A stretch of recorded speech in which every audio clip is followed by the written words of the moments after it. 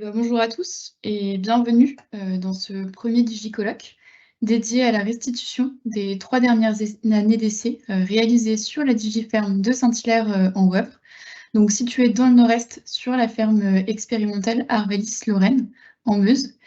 Donc le projet Digiferme est un projet qui a débuté en 2017 et qui est soutenu par la région Grand Est.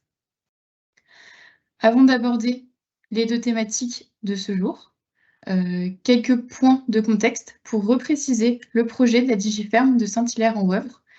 Donc il faut savoir que le principal objectif est d'identifier les technologies d'intérêt pour les agriculteurs, puisqu'aujourd'hui il y a pléthore de technologies qui arrivent sur le marché, mais sans réelle évaluation.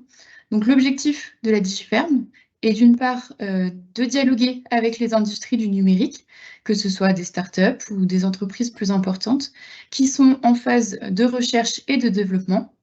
Et c'est à ce moment qu'on est en plein dans notre rôle en tant que Digiferme, en leur offrant un terrain de jeu pour tester en conditions réelles leurs prototypes, mais également de leur apporter une panoplie de compétences et d'expertise agronomique pour tester ces nouvelles technologies et leur faire un retour utilisateur. Donc on est dans une démarche de co-innovation, co-expérimentation de ces nouvelles technologies. Et par la suite, le second objectif est bien évidemment de partager, échanger. Donc ça passe notamment avec les pouvoirs publics, comme la région Grand Est, qui s'intéresse à la mutation numérique des exploitations. On transmet également nos résultats aux organismes agricoles, donc par exemple chambres d'agriculture, coopératives. Il se peut également que ce soit de la co-expérimentation. Et bien évidemment, le dernier acteur, j'ai envie de dire le plus important, le plus prioritaire, c'est l'agriculteur. Donc vous l'aurez compris, l'objectif de ce projet Digiferme, et ce depuis plus de 6 ans, c'est de diffuser nos résultats pour que les agriculteurs puissent faire les bons choix en leur apportant le maximum de clés de décision pour ces nouvelles technologies du numérique qui peuvent être déjà présentes sur le marché agricole ou encore des pistes futures. Si vous souhaitez en savoir plus sur la Digiferme de Saint-Hilaire ou encore sur la ferme expérimentale, un petit lien vidéo va s'afficher dans le chat. Concernant le déroulé de ce DigiColloque et de ces 2 prochaines heures que nous allons passer ensemble, nous allons avoir une première présentation des résultats autour de la conception des systèmes innovants, puis une seconde partie autour des fourrages et de l'élevage. Entre ces 2 séquences, un temps de questions-réponses est prévu. Donc pour cela, n'hésitez pas à poser vos questions dans le chat en cliquant sur l'icône en haut à droite. Ensuite, vous allez sur la colonne questions et en bas, vous pouvez inscrire votre question et même marquer votre prénom si vous le souhaitez, ou encore rester anonyme. Donc n'hésitez pas à poser vos questions dès maintenant et tout au long de la présentation. Je précise que cette présentation est enregistrée et sera disponible dans quelques jours en rediffusion sur YouTube. Donc au niveau de la Digiferme de Saint-Hilaire en Wavre, il faut savoir que nous étudions 5 grandes thématiques et aujourd'hui nous allons nous intéresser à la conception de systèmes innovants et aux cultures virtuelles. Pour autant, si vous le souhaitez, retrouver plus de résultats, n'hésitez pas à visualiser la première édition des DigiColloques réalisée en 2020 autour de 4 thèmes: le numérique au service de la lutte contre les bioagresseurs, des fourrages et de l'élevage, du sol et de ses ressources, et enfin la première phase des résultats autour du numérique et du désherbage. À savoir qu'un second DigiColloque aura lieu demain aux mêmes horaires, dédié à la précision en agriculture, et notamment que penser d'une correction GPS gratuite sans Tibet ou encore le désherbage ciblé. Vous avez encore la possibilité de vous inscrire via le lien à nouveau dans le chat. Donc aujourd'hui, vous aurez 3 principaux interlocuteurs, bien que nous ayons également l'appui en back-office de 2 collègues, nos modérateurs, donc Caroline Desbourdes et Nicolas Van Elsen, donc qui sont spécialistes agriculture de précision, qui seront également présents demain sur le second DigiColloque. Donc pour ma part, Pauline Mangin, je suis ingénieure régionale en Lorraine au sein de l'Institut Arvalis et je suis chargée de projet sur la Digiferme dans Saint-Hilaire en Wavre. Et je vais passer la parole à mes collègues qui vont se présenter. Eh bien, bonjour à tous, Pascaline Pierson. Moi, je suis également ingénieure régionale en Lorraine et je suis responsable de la station expérimentale, donc de la Digiferme de Saint-Hilaire en Wavre. Bonjour à tous. Donc, Régis Elias, je suis ingénieur régional dans l'Ouest Occitanie. J'anime la filière agriculture biologique et par ailleurs, je fais des expérimentations en collaboration avec Caroline et Nicolas sur l'agriculture de précision. Donc, avant de rentrer dans le vif du sujet, quelques éléments de contexte. On va parler système innovant ce matin, puis clôture virtuelle, puisqu'il faut savoir que la ferme expérimentale Lorraine, c'est une ferme représentative des fermes de polyculture élevage Lorraine, avec 3 ateliers de production, 130 hectares de grandes cultures, des prairies, des animaux et tout un parc de matériel. C'est également une ferme qui a engagé sa transition agroécologique en renforçant les synergies entre les ateliers de production.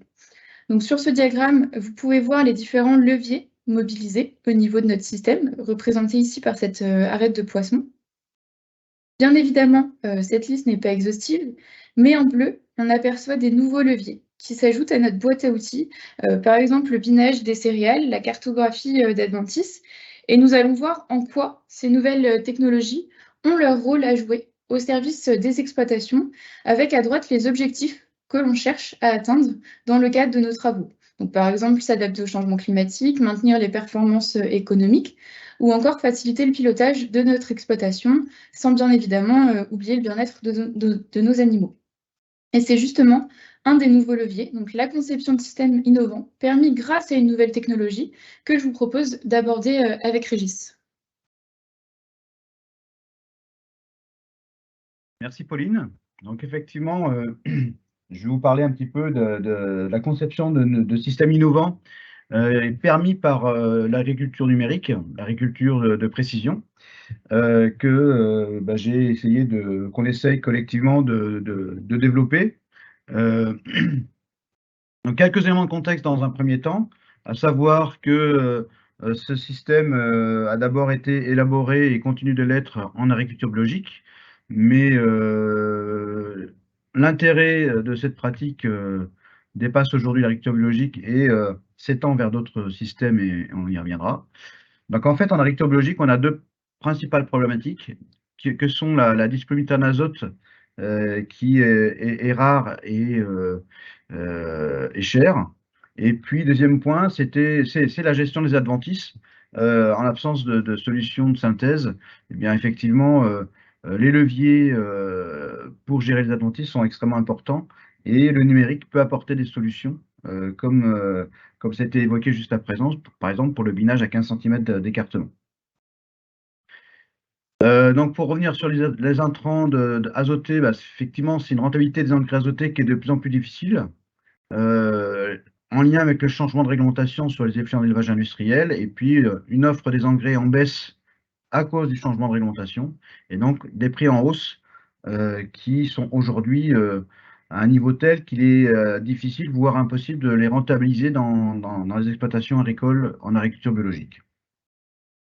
Donc il fallait répondre à ces deux problématiques et le fait d'avoir des essais sur les couverts,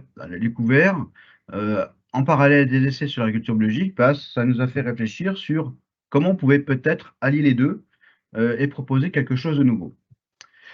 De plus, en agriculture biologique et ailleurs, les problématiques d'érosion sont de plus en plus présentes.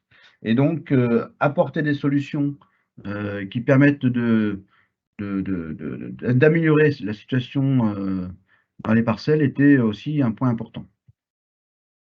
Également la biodiversité. Les couverts permanents permettent d'accueillir une forte biodiversité, à la fois pour peut-être les ravageurs, mais aussi les auxiliaires. Et donc, c'était quelque chose d'intéressant à regarder également.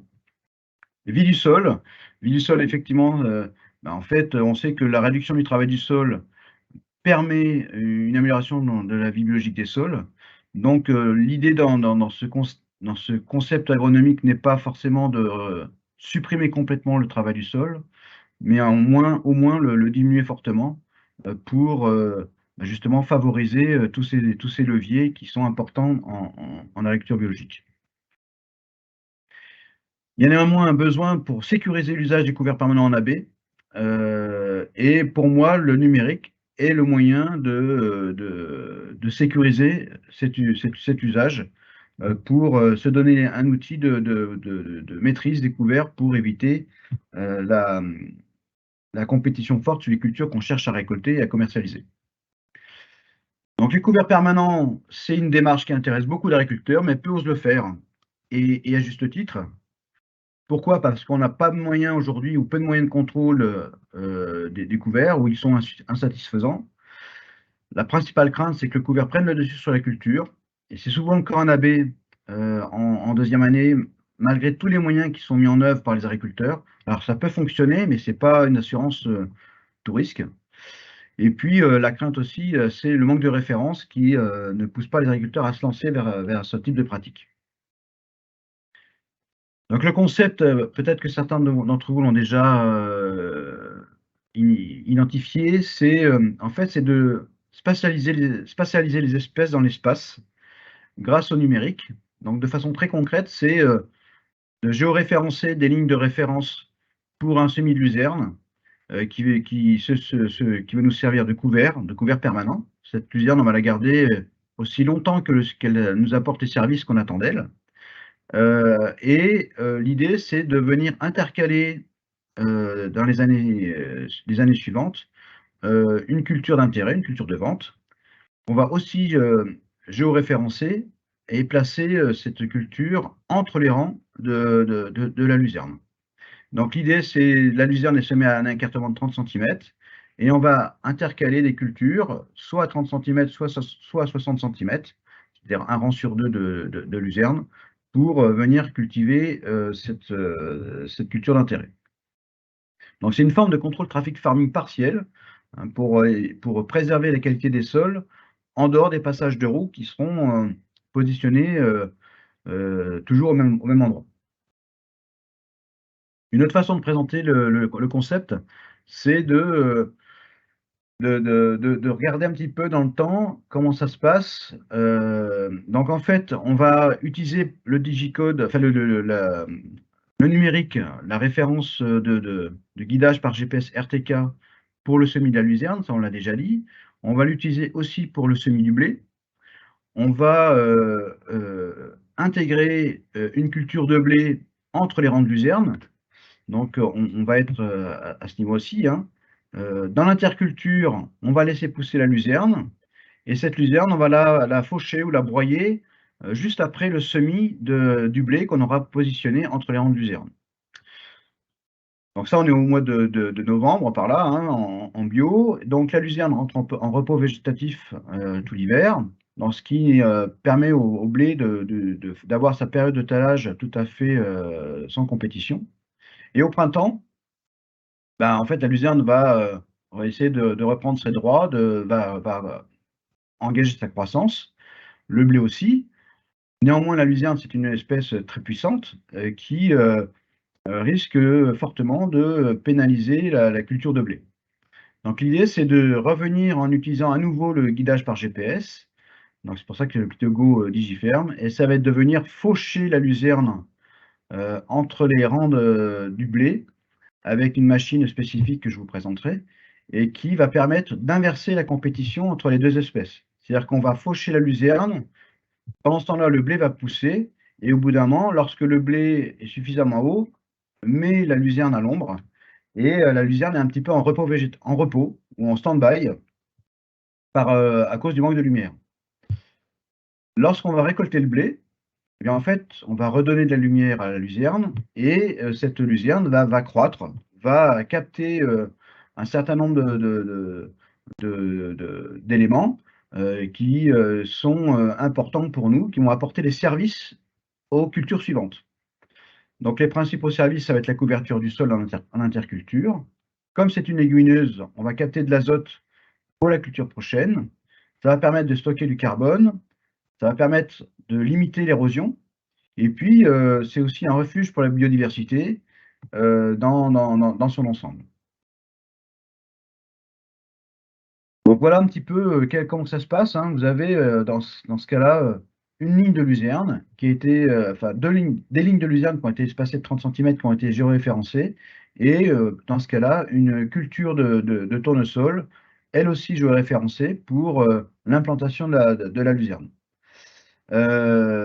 Donc, quand c'est à l'implantation, la première année, la luzerne n'est pas très développée, donc la concurrence est relativement faible sur la culture du tournesol, même s'il y a une concurrence qui est enregistrée. Mais ça permet d'avoir dès l'automne une luzerne qui est déjà installée pour intégrer du blé. Donc dans ce cas-là, on a utilisé au début les outils qu'on avait à notre disposition, hein, un outil Adam, un cultivateur Adam associé à un semoir à céréales, et on a déplacé les dents du cultivateur pour qu'elles se retrouvent entre les rangs de la luzerne. Donc ça fait un genre de micro-streptile qu'on a positionné entre les rangs de luzerne pour placer notre ligne de blé. Et ça de façon géoréférencée, puisque le tracteur est guidé par GPS RTK. Alors pendant l'hiver, ça se passe plutôt bien. On a, vous voyez, notre ligne de blé qui est ici, notre ligne de luzerne. Donc là, on est plutôt en fin d'hiver,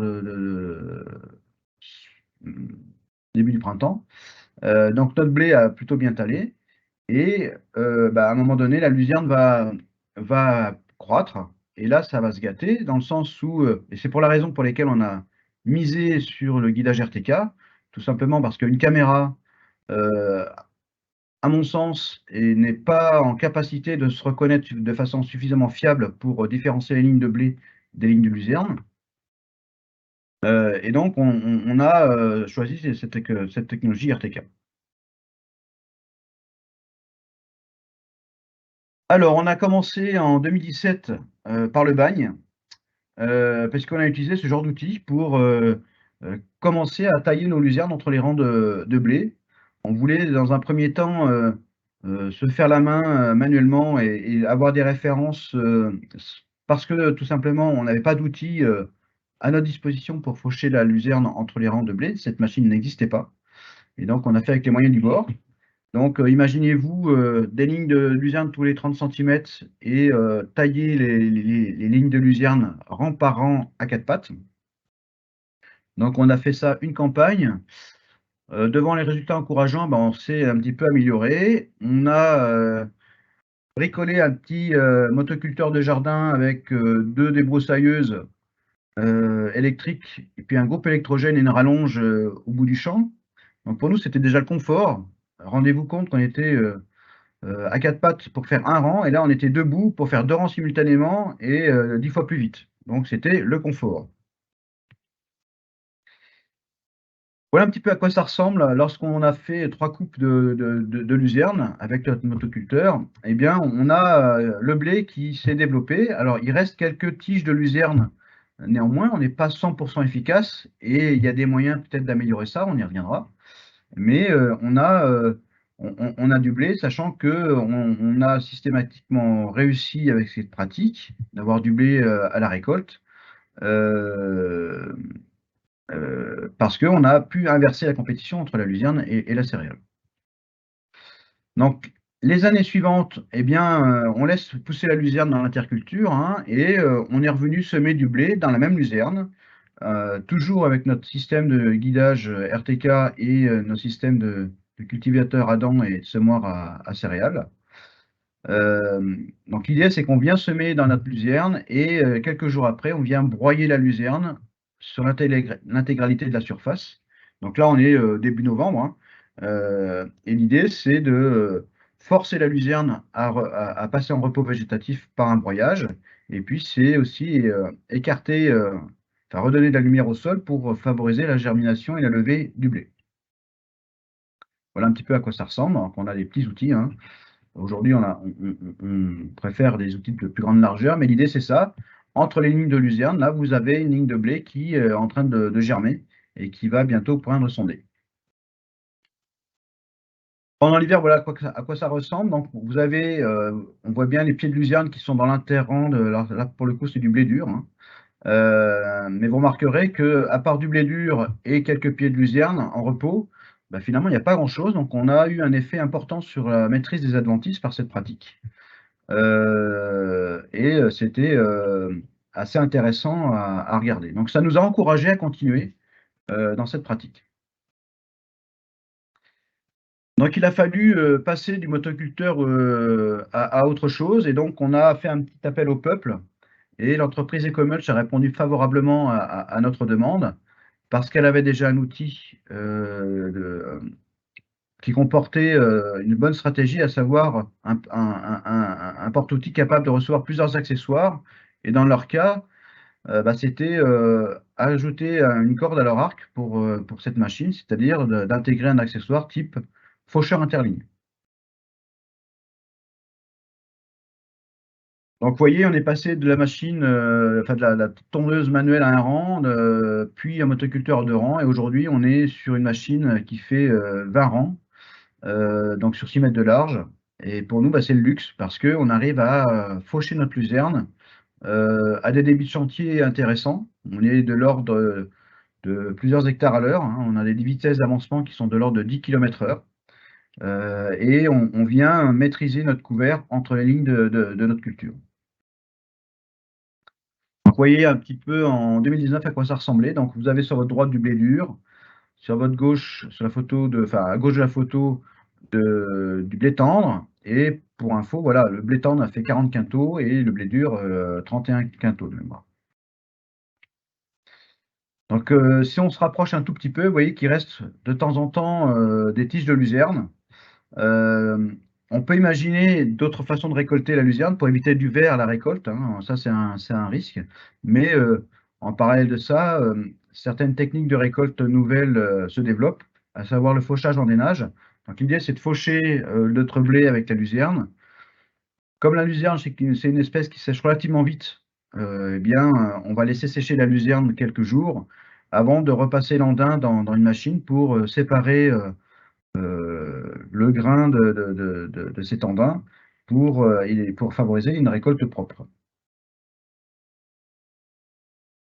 Donc, dans l'interculture, alors je reviens juste là, voilà, ça c'est ce qu'on avait à l'été 2019, au début juillet 2019, et au 2 septembre 2019, on avait ça, c'est-à-dire une luzerne qui est en train de jouer tous ses rôles. Hein. On rappelle la captation du carbone, la captation d'azote atmosphérique qui va être restituée au sol par la biomasse, la couverture du sol pour lutter contre les adventices et aussi lutter pour l'érosion et favoriser la biodiversité. Merci Régis pour cette présentation.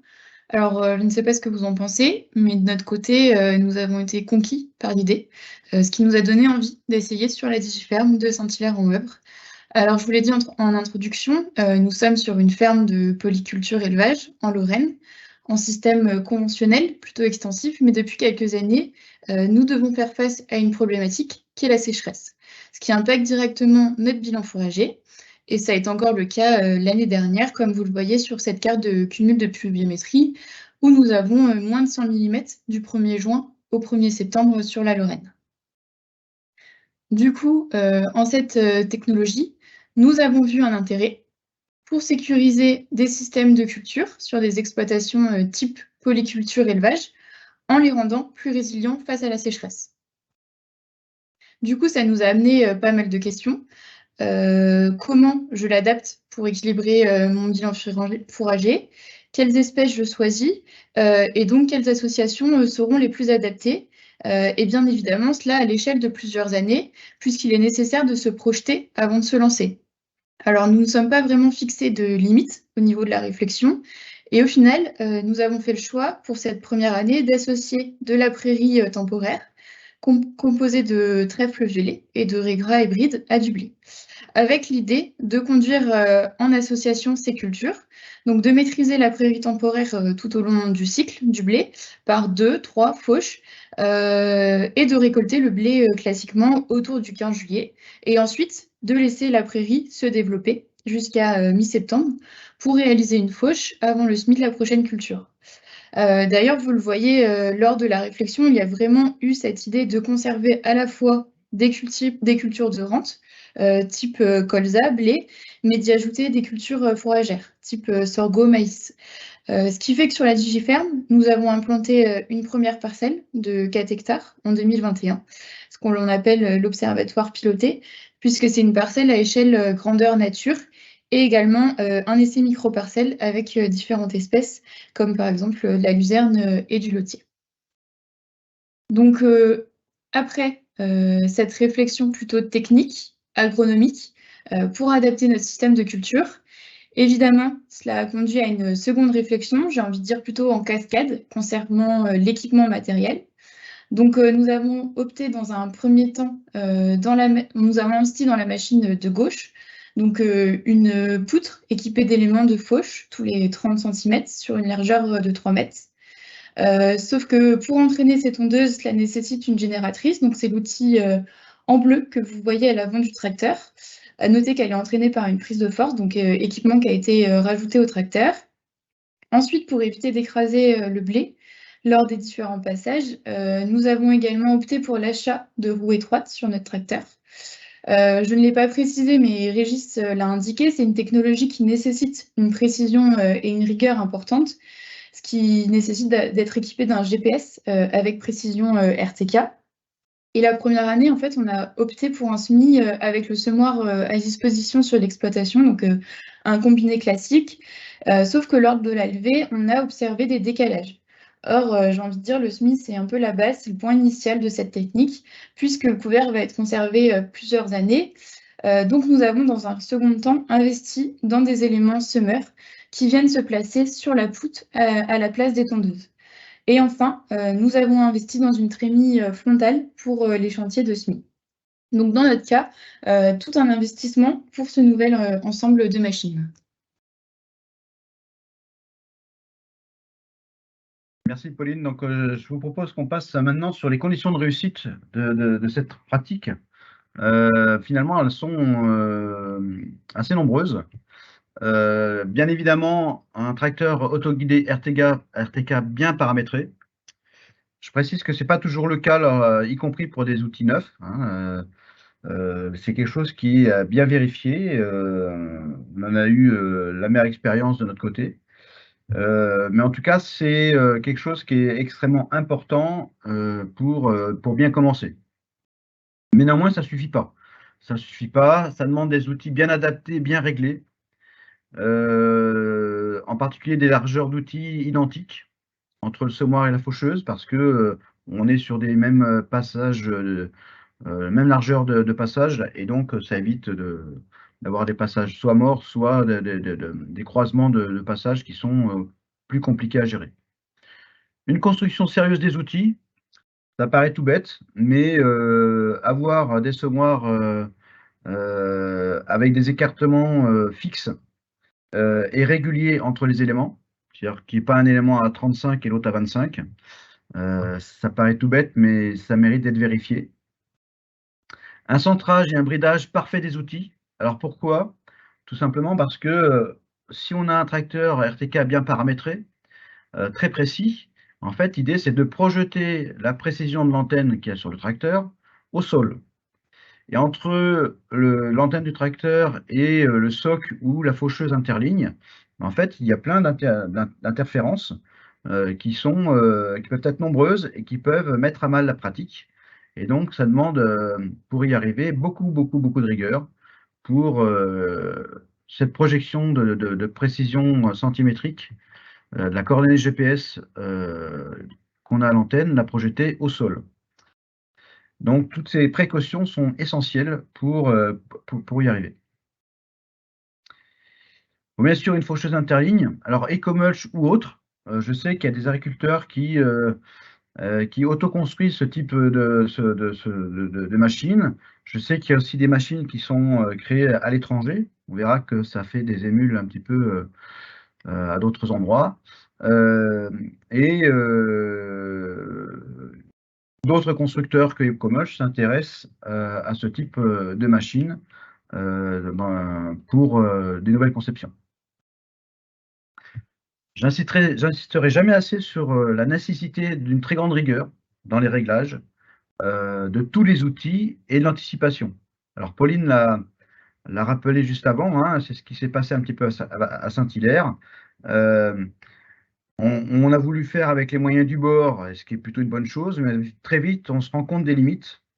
Et donc, l'anticipation, c'est un facteur de réussite également. C'est-à-dire qu'il faut être capable de dire aujourd'hui comment on va faire dans 3 ans, 4 ans, si on garde notre luzerne sur cette période de temps.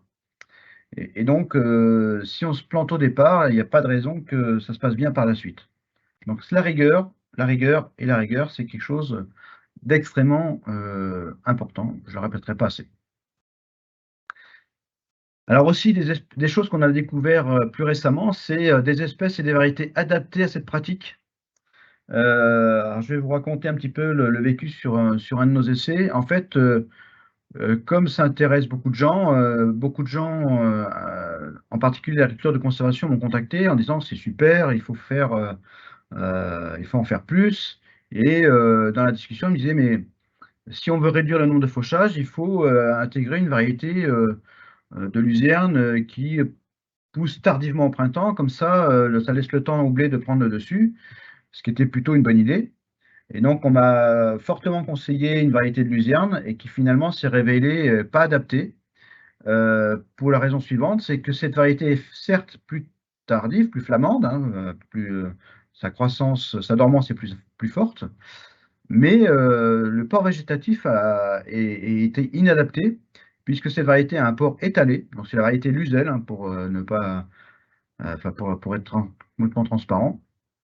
Et en fait, ce port étalé, bah, c'est pas très pratique pour être efficace avec la machine de fauche. Donc aujourd'hui, on conseille plutôt des variétés à port érigé qui nous assurent une bonne efficacité de la machine. Et on y reviendra après parce que c'est un peu la même chose sur les variétés de blé, sur les espèces qu'on pourrait mettre dans l'enterrement des luzernes. C'est des choses importantes. On a essayé aussi d'autres espèces, comme le sainfoin, comme le lotier, comme le trèfle violet. Bah, par exemple, sur le lotier, on a arrêté cette espèce parce que, bah, encore une fois, le port végétatif de cette espèce n'est pas adapté à la fauche.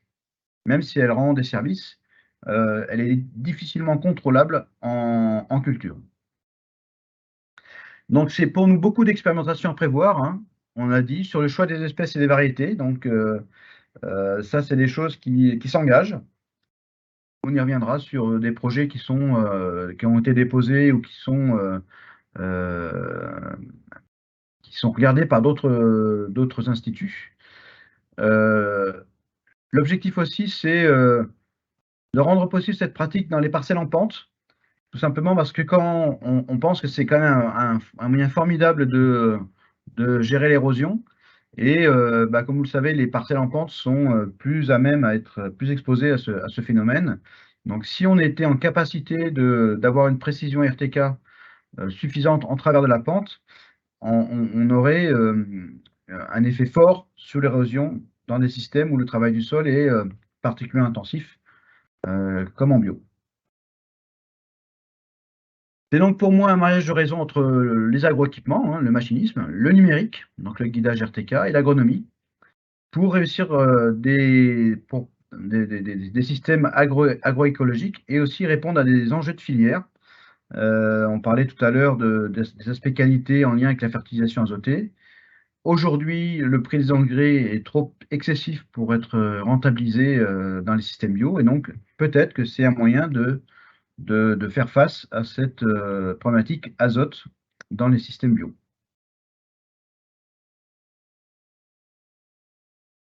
Alors pour moi aussi, et ça c'est tous les enjeux qu'on a identifiés et qui font des émules un peu partout, donc à Saint-Hilaire, mais ailleurs, on y reviendra.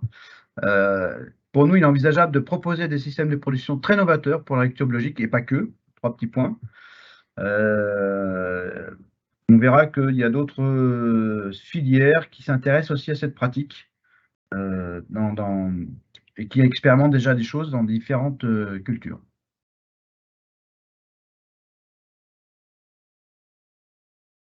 Alors, tu les as énoncées, Régis, pas mal de conditions pour réussir cette technique.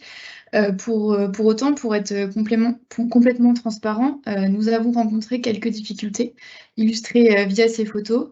Alors, la première à gauche a été prise lors du dernier passage de fauche, où on voit que le blé est épié et qu'il reste une part de régras sur le rang de blé, et d'autre part, les roues du tracteur ont écrasé le blé. Donc, au niveau des raisons, plusieurs hypothèses. Il y a sans doute eu un problème lors du semis pour que du régras se retrouve dans le rang de blé. Et la seconde, c'est que le tracteur n'était pas parfaitement centré lors de son passage. Au niveau de la deuxième photo, prise également lors d'une fauche, on observe le régras qui s'est enroulé autour des éléments de fauche. Bah là, cette fois, la raison, c'est plutôt que le régras était trop développé, puisque nous avons reçu la machine un petit peu trop tard au niveau de la saison. Vous le voyez au travers de ces deux premières photos, la situation de la parcelle sur Saint-Hilaire était loin d'être idéale, d'être tip-top. C'est pourquoi nous avons opté pour recommencer l'expérience dans une autre parcelle. C'est ce qui correspond à la troisième photo, donc qui a été prise cet automne. Cette fois également un semis de blé. Vous voyez les lignes de blé lors de la levée. Et on voit également les lignes de régras et de trèfle, donc là, qui sont matérialisées par les lignes bleues. Cette fois, si on regarde un petit peu plus loin sur la photo, on se rend compte qu'il y a un mauvais centrage. On voit que plus on avance, plus les lignes de blé et de régras se rapprochent, et donc on n'a pas les 15 cm parfaitement tout au long. Donc cette fois, c'est lié au choix des dents lorsqu'on a acheté la machine. Elles étaient sans doute trop souples pour nos sols. En fait, elles faisaient un petit zigzag. Donc désormais, on a opté pour des dents plus rigides. Et en parallèle, lors du semis d'automne, on a eu également des problèmes au niveau de la précision GPS. Et enfin, dernière photo, la plus récente, prise il y a un peu plus d'une semaine. Là, nous avons opté pour un semis d'orge de printemps avec une partie en luzerne et une partie en régras, où l'on voit que les précipitations qui ont suivi le semis ont eu tendance à lisser le sol, et c'est d'autant plus marqué dans les passages de roues. Donc je dirais que pour ces 2 premières années, on a quand même eu notre lot de difficultés, malgré tout cet investissement et toute la bonne volonté qu'on a pu y mettre.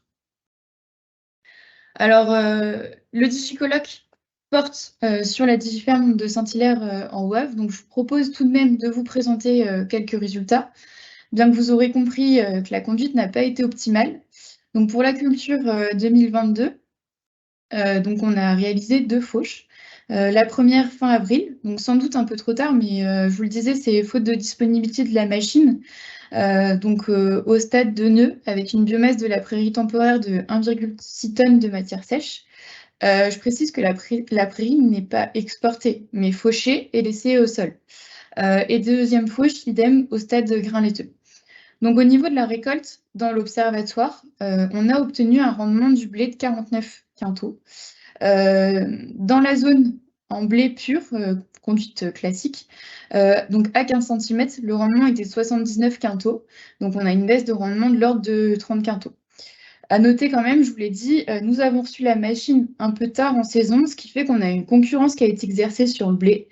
Donc en parallèle, nous avons réalisé des tests de fauche manuelle, donc comme l'a présenté Régis à 4 pattes tout au début de la technique, ce qui nous a permis de dégager quand même 62 quintaux, donc une perte de 17 quintaux par rapport à la conduite classique qui était à 15 cm. Donc, ce qui, dans notre système, et comme nous l'avons réfléchi, serait compensé par la coupe de fourrage réalisée mi-septembre. Alors, malheureusement, l'été 2022, nous l'avons vu, a été sec, ce qui fait que le régras ne s'est pas suffisamment développé. Donc, on n'a pas pu réaliser de fauche. Donc, des résultats plutôt mitigés pour cette première année. Sans doute encore pas mal d'apprentissage pour maîtriser cette nouvelle technologie de façon optimale sur la Digiferme, avec encore sans doute des pistes à explorer, comme par exemple la spatialisation de la fertilisation, la densité de semis. Mais fort heureusement, on a d'autres sites qui obtiennent des résultats plus prometteurs que je vous propose de découvrir. Oui, Pauline, effectivement, nous, on a un petit peu plus d'expérience sur notre station parce que ça fait plus longtemps qu'on œuvre pour cette pratique.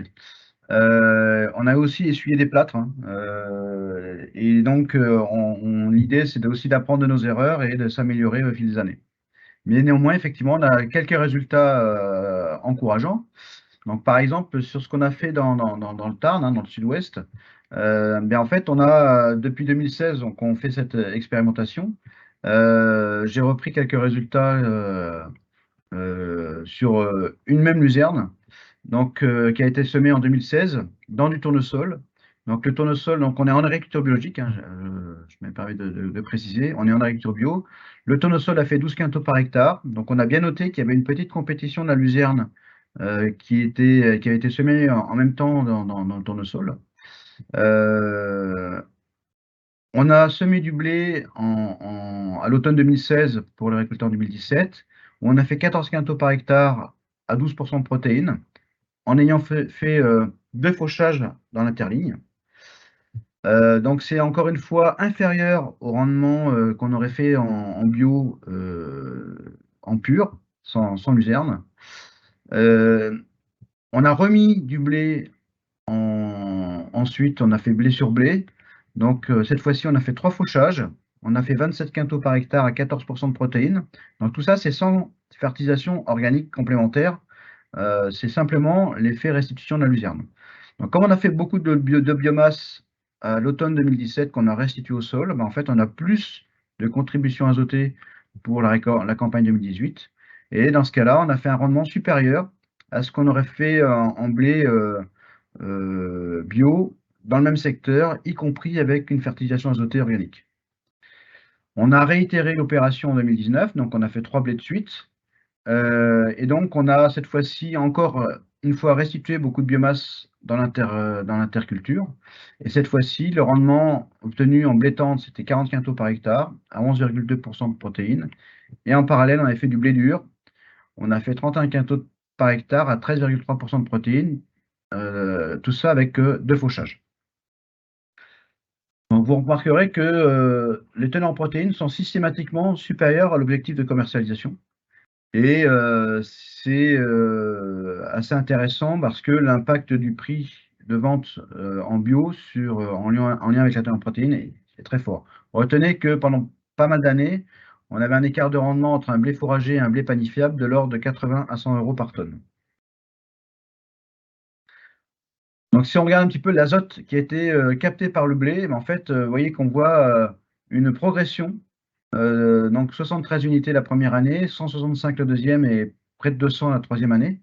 Ça, c'est l'effet restitution de la luzerne qui contribue à enrichir les sols en azote. Et la minéralisation de la biomasse de luzerne nous permet d'avoir une nutrition azotée régulière sur nos cultures de blé.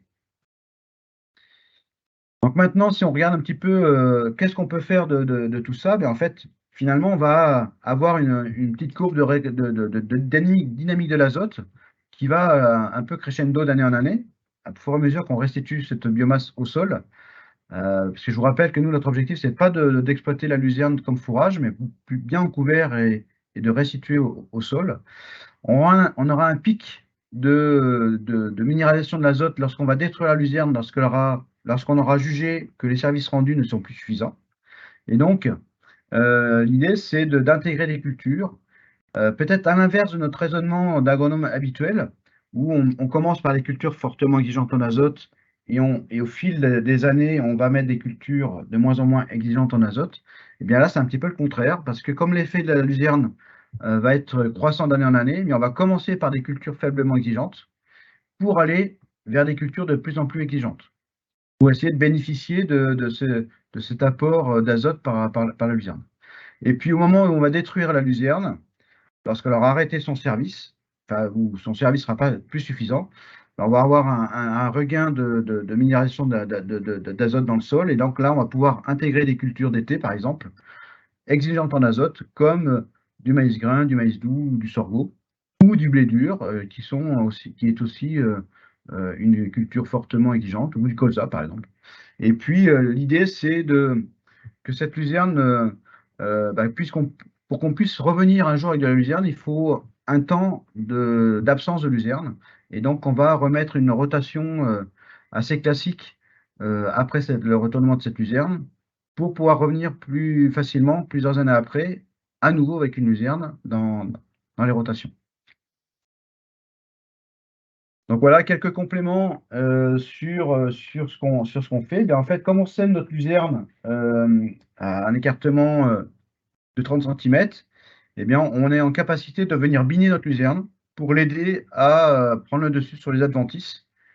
Et puis en même temps, ça nous fait, à l'automne on a utilisé cette technique-là pour faire une petite préparation de sol très superficielle pour, favoriser notre mise en place de nos céréales, qu'aujourd'hui on sème quasiment en direct avec l'outil EcoMulch. Donc voilà un petit peu à quoi ça ressemble aujourd'hui. Enfin non, il y a une quinzaine de jours, dans le Tarn, hein, bien on a de l'orge brassicole. Alors sur la gauche de la photo, vous avez, un couvert de sainfoin. On voit que clairement, la faible dormance de cette culture pendant l'hiver crée une concurrence sur l'orge brassicole.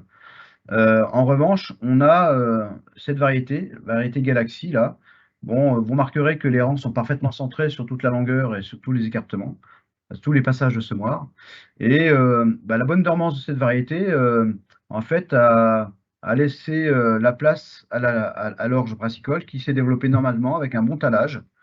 Il y a une toute petite concurrence néanmoins parce que si vous regardez au coin, là, vous avez l'orge qui est, aussi à 30 centimètres mais sans couvert. Mais le talage est suffisant aujourd'hui dans les couverts pour obtenir des potentiels de rendement tout à fait acceptables en agriculture biologique. Donc c'est Eh ben, possible. merci Régis pour ces résultats encourageants que j'espère pouvoir présenter dans quelques années sur Saint-Hilaire. Alors, lorsque nous aurons tiré des enseignements des différentes expérimentations. Pour autant, dans la région Grand Est, nous sommes sollicités par plusieurs agriculteurs qui souhaitent mettre en place cette technique sur leur exploitation, plutôt orientée en agriculture biologique. Est-ce qu'aujourd'hui, on pourrait leur indiquer les prémices de règles de décision? Donc j'ai envie de repréciser que cela nécessite d'être largement conforté. Par exemple, Régis, quels sont tes conseils pour choisir les espèces ou encore les variétés? Et en fait, effectivement, ça nécessite, il y a encore beaucoup de questions à répondre, mais on peut quand même apporter des pistes, dès maintenant. Donc aujourd'hui, nous, par exemple, sur, la densité de semis de la luzerne, on est resté sur des semis, à 20 kg par hectare.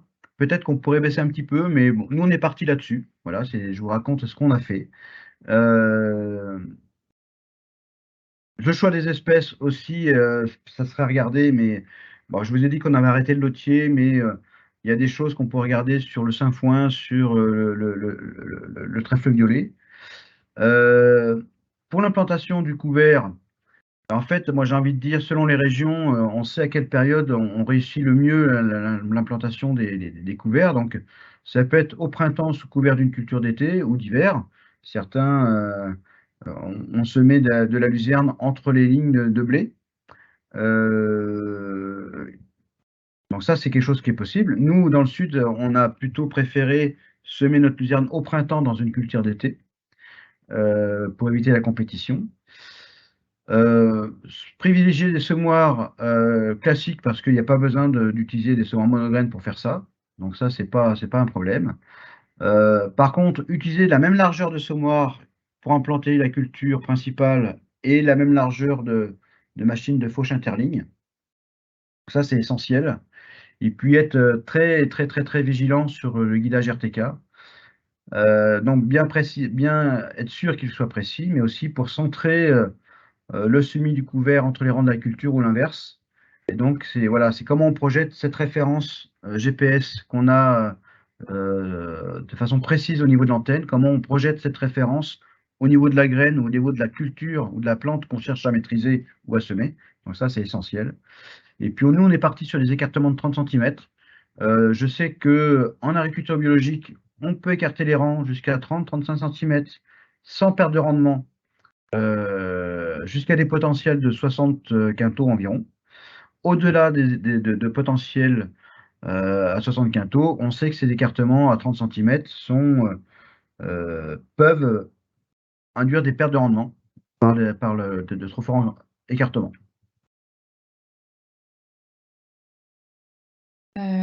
Et donc, deuxième point important dans cette technique, la hauteur de fauche, la date de fauche.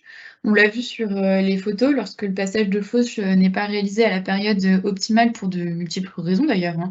La disponibilité du matériel, les conditions météorologiques, les conséquences peuvent être assez importantes, notamment en termes de concurrence. Mais peut-être que tu peux nous en dire un peu plus sur ces deux éléments. Je vais en profiter pour revenir sur cette photo-là, par exemple. Vous voyez que le Sainfoin, il est tout petit, mais finalement, c'est presque le stade où il faut commencer à le maîtriser.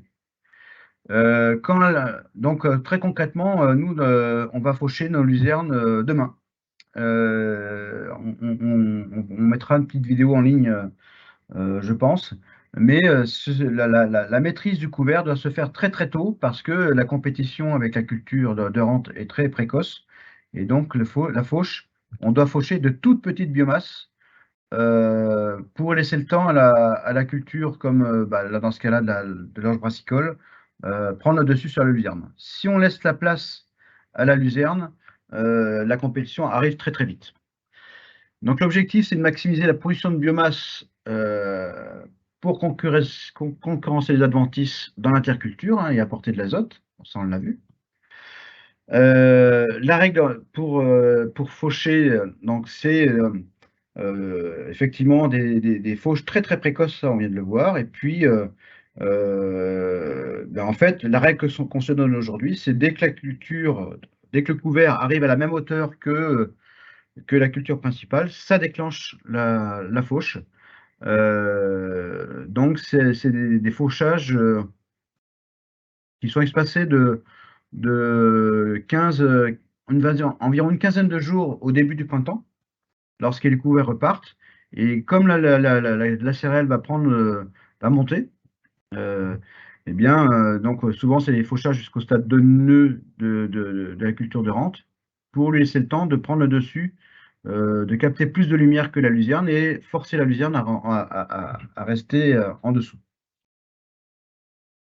Donc des fauchages très précoces au printemps. Et votre problème d'enroulement, finalement, oui, c'est quelque chose qui est connu parce que ce sont des interventions trop tardives. Voilà. Mais vous étiez en attente de la machine.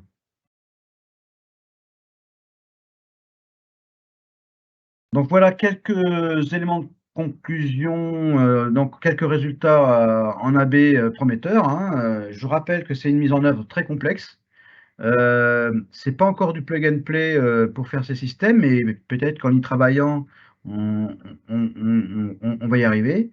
Ça nécessite des règles de décision à affiner sur le choix des espèces, sur le choix des variétés, sur le choix des outils, sur le guidage, enfin, il y a un certain nombre de choses à régler.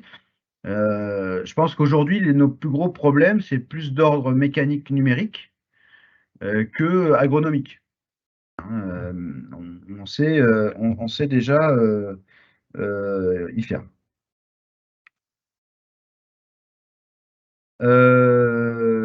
Alors ça génère des projets, pas mal de projets, pas mal de réflexions au niveau national. Donc on a un projet CASDAR qui s'appelle Graal, donc qui a 5 expérimentations pluriannuelles dans des stations Arvalis et 6 observatoires pilotés en périphérique de stations Arvalis, hein. Donc c'est le cas à Saint-Hilaire, c'est le cas à Bonneville et c'est le cas dans la vallée du Rhône.